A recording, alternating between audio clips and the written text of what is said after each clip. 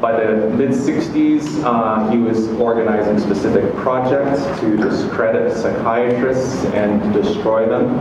Project Psychiatry is an example. You can see the rhetoric is becoming a little bit more inflamed. We are now murderers. We are now rapists. He wants to find legal information against individual psychiatrists in England, and he attempted to do so. He wrote another missive called The War in 1969. Again, basically admitting that instead of clearing the world or treating people with Scientology, his main focus has been to destroy psychiatry. So this is pretty significant. He's too smart, though, to just continue to beat this drum. He needed a way of being a little bit more successful, a little bit more mainstream in delivering this message and in sort of achieving what he wanted to achieve. And so what he did in 1969, he kind of co-opted Thomas Szasz, who is in my opinion, somewhat narcissistic psychiatric abolitionist who was famous in 1961 with the myth of mental illness.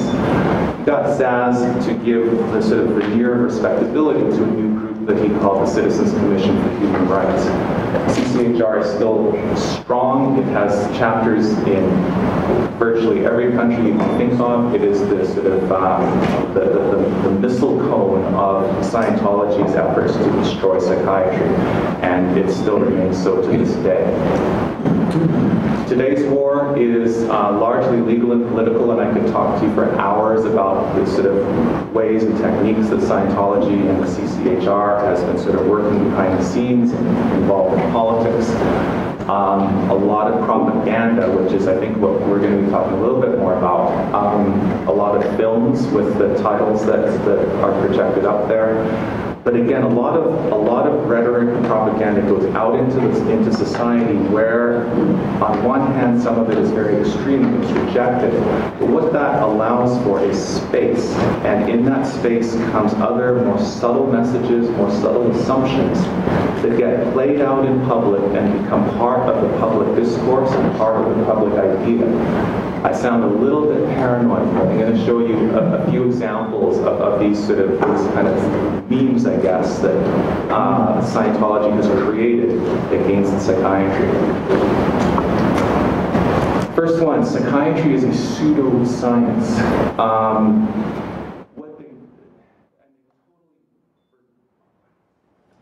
When you look at this, they first of all completely muff up the idea of what is a science and pseudoscience and what isn't. They argue that psychiatry is wrong, that psychiatry is incorrect, that we don't have the right treatments, our treatments fail, our treatments are dangerous, implying that there is a way of knowing that some treatment can be good or bad. If you have a way of knowing that a treatment is good or bad, or if a theory is falsifiable, it's arguable that that's not pseudoscience.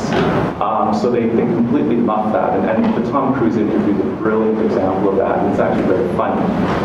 Part of the pseudoscience argument is that diagnoses are invented and placed into a system arbitrarily, like psychiatrists sit around and discuss or debate, oh, should we put that illness in there? What are the criteria for that? Let's pop that into the DSM system, you know, let's go for a beer kind of thing. And again, I would challenge that on several levels. We're debating the boundaries between how we define illnesses. We're not debating whether there are real illnesses or real conditions. And a great example in astronomy is Pluto. You know, Pluto was voted out of the list of planets a couple of years ago. But the reality of this sort of stone, cold, frozen methane ball floating around the sun that did not change at all. It's there. But the debate amongst astronomers about whether to include it or not is a healthy part of science in all aspects. That doesn't make astronomy pseudoscience. Another good example in medicine is hypertension. These are the Canadian guidelines for the diagnosis of hypertension right now. You don't think that that is a result of a committee of experts sitting around trying to figure out how to define hypertension? 160 or 100 averaged over 3 visits, or 40 or 90 over 5 visits, but of course it's different between the office and the home. Come on, you know.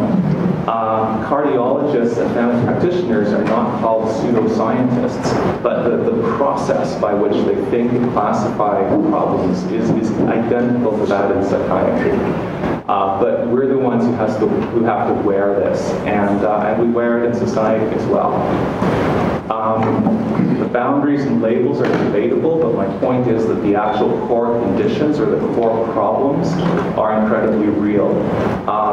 Whatever you think of the diagnosis of schizophrenia, if you happen to fit the criteria that are listed in DSM-4-TR for that entity, you will, you know, a population of you will live on average, 22 and a half years less than a population that doesn't qualify for that diagnosis. It means something. There's something significant there in all of these conditions, and that transcends whether, you know, you're arguing over whether it's a true condition or not. It's a way of identifying populations at risk, if nothing else. Second one is there's no such thing as a chemical imbalance.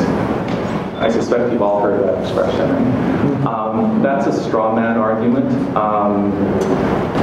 based on what we call the monoamine hypothesis from the 1960s, which is, you know, depression is caused because you don't have enough serotonin or you don't have enough norepinephrine, and we're going to give you this pill which will improve the levels of this stuff up in your brain, and therefore you're going to be fine again. That has not been taught to psychiatrists as standard understanding of these issues for decades. We use it today in talking to patients sometimes to reduce stigma, because people come and say, well, it's my fault. You know, I'm weak, I'm stupid, I'm depressed. It's like, no, you've got a chemical imbalance. I mean, it's a simple expression to try to focus someone to their brain as opposed to their character. But Scientology has popularized this, and so it's like there's no such thing as a chemical imbalance, there's no such thing as biological underpinnings of mental illness, there's no such thing as anything. And these days, you know, the emphasis is, I'm going to skip this, on neuroplasticity, which is taking this concept far, far further, and again, sort of suggesting that we're not a pseudoscience, we're making progress. The chemical imbalance thing is also based largely on Saz's argument. His core argument in the myth of mental illness and in his entire career, he's 90 years old and he's still publishing, is based on a mind-body dualism that would leave René Descartes rolling in his grave. Basically, what Saz argues is that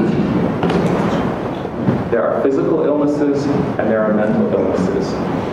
And if these psychiatrists come up and say, look, this mental illness actually has a biological underpinning, then he would say, well, it's not a mental illness. It's a physical illness. So there's still no such thing as mental illness. That is what his argument is. And if you read his book, there's nothing more to it than that. But that has sort of seeped into society.